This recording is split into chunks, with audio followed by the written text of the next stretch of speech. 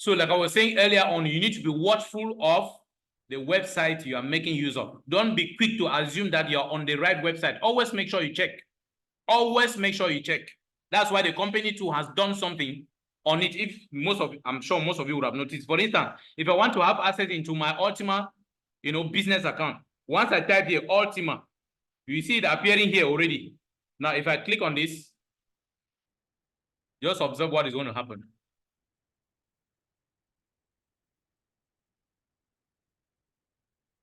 It's gradually opening.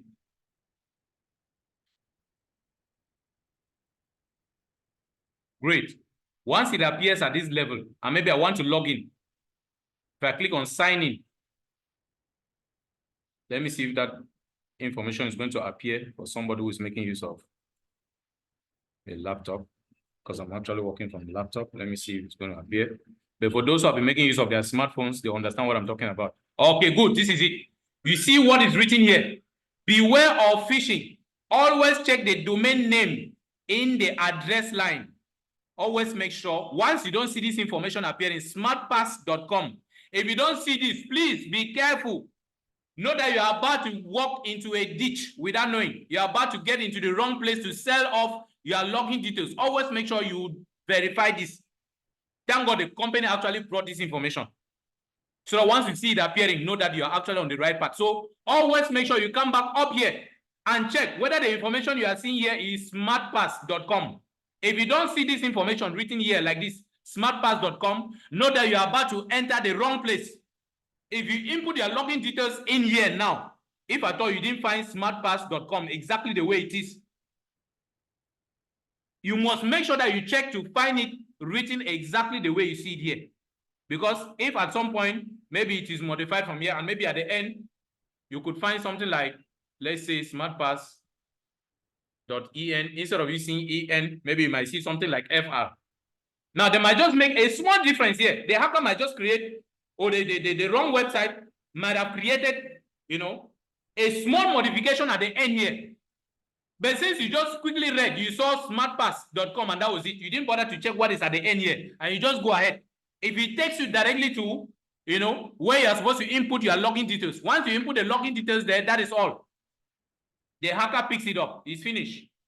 So you just sold yourself without knowing. That's why you must always be careful, with the website you are logging into. Always make sure you verify if it is the right website before you allow your login details to go inside. Very, very important. Now, next point, very, very important. Avoid logging into your account in public places, especially people who are in the habit of prospecting. You might go to a place, you are prospecting somebody, you want to show the person how your account looks like. And because you're in public, there are 2 or 3 other persons around you who are actually following up what you are doing. You bring out your phone and you go directly to your account. You want to log in. You are putting your login details and they are seeing everything. What do you think you are doing? If you want to log in, always make sure, don't be scared. Don't think they are going to look at you in a way. It is your account. You are bothered about the security. Remove yourself from where you are. Go to a different place, log into your account, come back and meet them and show them whatever it is you want to show them. Bother about the security of your account. Don't bother about what the people are going to think about you. Because when something happens to your account, you are the person to suffer it. You are not going to suffer for it with the others. So avoid logging into your accounts using your login details in public when you have at least one other person with you, unless it's somebody whom you trust. But when it comes to money, we don't trust anybody, even the bank. We don't trust even banks with our money. And of course, most of you know that already. Anyway, I already talked about the case of Google Authenticator. Always make sure that after Google authenticating your account, print out the QR code which represents that Google Authenticator. If you don't know how to do it, go also to my YouTube page. I'm sure there's a video I did, where I was actually explaining how to go about that. There are many other videos also on YouTube showing you exactly how to enable, the Google Authenticator protection feature and how to, safeguard the QR code. There are so many videos on that. Then, lastly, like I said, not actually lastly per se, another point has to do with you avoiding, the habit of clicking on censored links. Meaning that if you have a phone, if the phone you actually have is the phone you are always consulting your accounts, make sure that any link which comes to you on that phone, if you are not sure of the link, don't click on it. But if you have another phone which you are using for other things and you don't regularly consult your accounts on that phone, you can go ahead with that button. You can begin to click on all type of links. After all, if your phone gets compromised, you don't have any account that you consult on that phone, so you might not actually bother. But if the phone you actually have is the same phone you are using regularly to consult your accounts, please, you have to bother about the kind of links you are clicking on. I already mentioned this earlier on. Next point has to do with, this one actually is a recommendation. It's not an advice. If you really want to stay off the hook of these guys, this is what I can make as a recommendation. It's not an advice. Like I said, I'm not advising anybody. I can only recommend if you give me the opportunity to do so. What I am doing, because this recommendation I'm making is what I am doing. So I'm sharing with you what I am doing. If you feel inspired by it, you can do the same thing. Now, this is what I do. I have two phones. There is a phone I have bought. That phone is exclusively for business. I don't use that phone for any other thing. That phone is only for business purposes. There is WhatsApp on that phone, no doubt about it. But the WhatsApp which is on that phone, I don't share it with any other person. I'm the only person who communicates with the WhatsApp which is on that phone. Meaning that if I don't send something from my own regular phone WhatsApp account to the WhatsApp which is on that phone, no other person can send something to it. Which means that there is no possibility for somebody to send a malware or on an authorized link to that my special phone. Nobody can get to do that because nobody can have access to it. I'm the only person who can send something to it, whether through Telegram or through WhatsApp. So that phone is exclusively for business. Everything that has to do with smart wallet, you know, if I want to consult maybe my website accounts, for instance, even though I can consult website accounts on my regular phone, that one, there's no problem about it. But once it has to do with the place where my digital assets are kept, it is on a different phone, independent. That phone is always offline. Always make sure that it stays offline. Don't always put it online.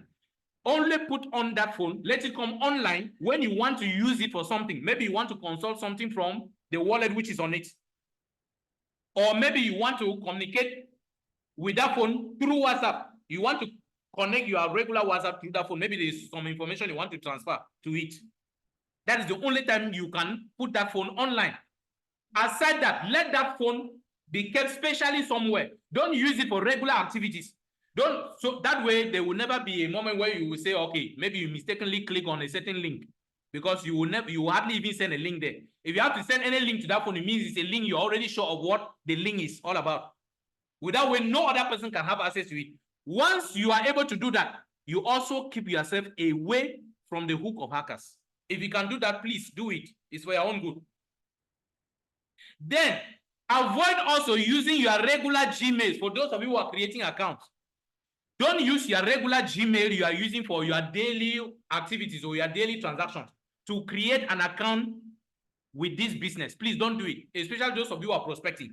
If you are prospecting somebody and is about to join you or about to join your team, advise the person not to use his or her regular Gmail account to create an account with this business. Let the person create a different Gmail account and let that account be exclusively for business purposes, and let the person's regular Gmail be for the person's own private business.